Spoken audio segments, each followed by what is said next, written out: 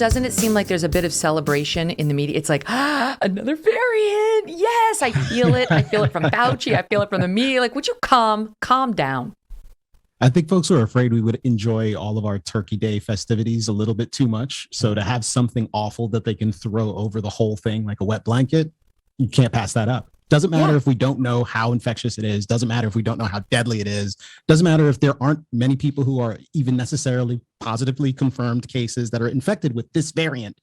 Or if it's in the United States, we should all panic. We should all freak out right now. And lockdowns are imminent. I feel like it's almost the new Russiagate. You know, it's like another tidbit of information. Here's what happened with me. I typically, because it's my job to pay attention to the news, I try to pay attention to the news. So over Thanksgiving, I said, you know what?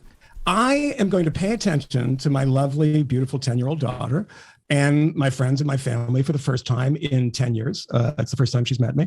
And so we're really excited about this. And I'm going to not pay attention to the news, right? So I start paying attention yesterday. And I just was like, oh my God, it's all over.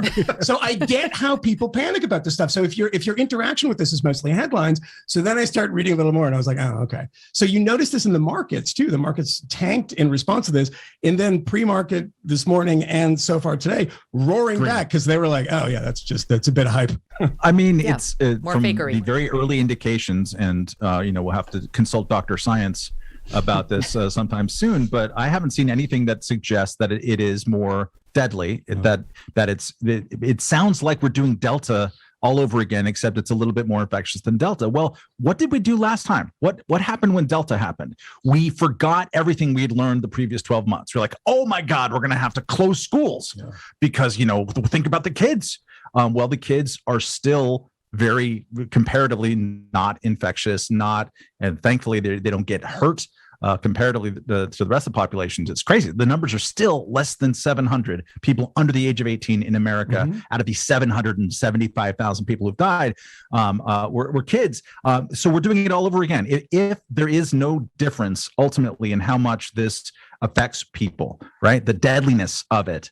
We're living in a world now where we have vaccines and we have therapeutics, and we should know by now that we shouldn't freak out, especially about kids, and people are just starting the engines back up again. It's madness. Yeah, I think it was you, Matt, was pointing out that more kids died of pneumonia last year than died of COVID, and yet we don't impose anywhere near these crazy restrictions on our schools because of pneumonia. All right, it's like we've lost the thread, but the glee over it, to me, I was saying, it's almost like the way they loved Russiagate so much. Any incremental information on Russiagate would lead the news every night on the left-wing channels because they were looking right. They were looking for confirmation of their worldview, of their having already settled on a narrative and a story that they liked.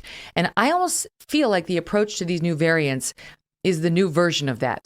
They've decided to panic over COVID. They've decided that anybody who downplays it in any way is a denier, right? As opposed to just, to quote someone we all love, a person of reason, right? And I see it in the reporting. And so to me, it's upsetting that we've gotten to this place where it's like, it's a chance to affirm your worldview as a Democrat in order to celebrate when you celebrate a new variant.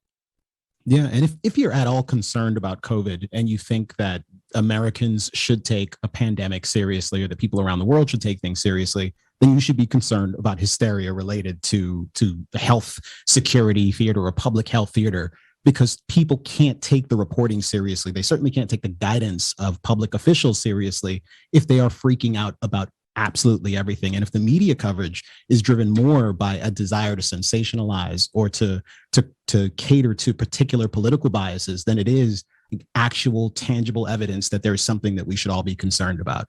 And you know what else is problematic, Kmele? Concerned about these things. You know what else is problematic? It's a slow news week. It always is over the Thanksgiving holiday. Yeah. And that means the media, especially cable news, but also papers, they've got to fill the headlines. They got to fill the paper. They got to fill the hour after hour.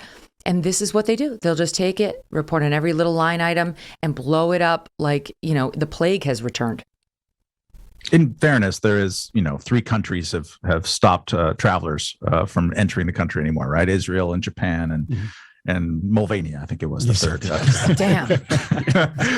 But I want to give one shout out, contrary voice out there in the MSM wilderness, which is David Leonhart from the New York Times, who has been like this. His newsletter this very morning said it's not science based to preemptively freak out at everything before and actually that's deleterious to mental health if you do that. We don't know yet whether it's more dangerous, so maybe calm down. But he's the one who's like trying to tell neurotic upper class lefties that it's okay not to completely be irrational crazy people. Well, and the terrifying thing about that and the David Leonhart thing is that he has been a voice of calm and reason. And, when he was writing about economics to the New York Times, I used to throw the paper out the window.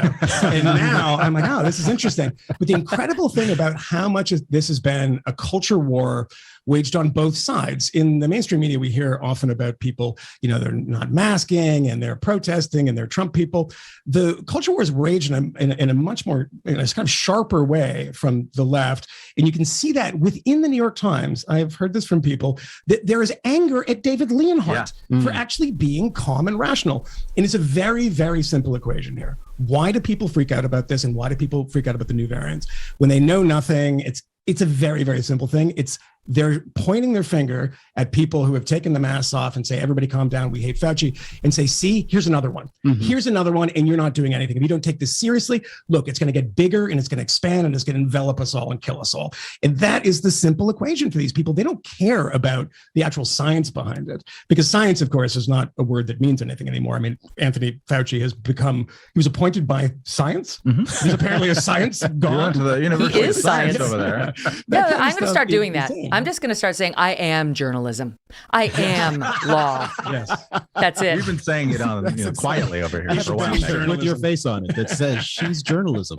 What kind of a weird way of defending your positions is that? But just a little fact check for people out there who are wondering about the Omicron variant. Here's what she's the director of the South African Medical Association. She's the person who jumped up and down, sounded the alarm, and said, hey, we got a new one. Dr. Angelique Coetzee. Quote, it's all speculation at this stage. It may be, it's highly transmissible, but so far the cases we're seeing are, quote, extremely mild. Extremely mild. So we have no evidence to believe this is any more dangerous than the earlier variants, nor even necessarily more transmissible. Scott Gottlieb, former FDA commissioner, came out and citing her and said, look, so far the symptoms seen are mostly mild. We have not seen a spike in hospital admissions. And then he criticized all these travel bans we're seeing, saying there is too much we don't know to impose economically, socially ruinous policies on South Africa and other nations. Ready, fire, aim is not prudent public health policy. Vaccine testing requirements for incoming travelers could be prudent.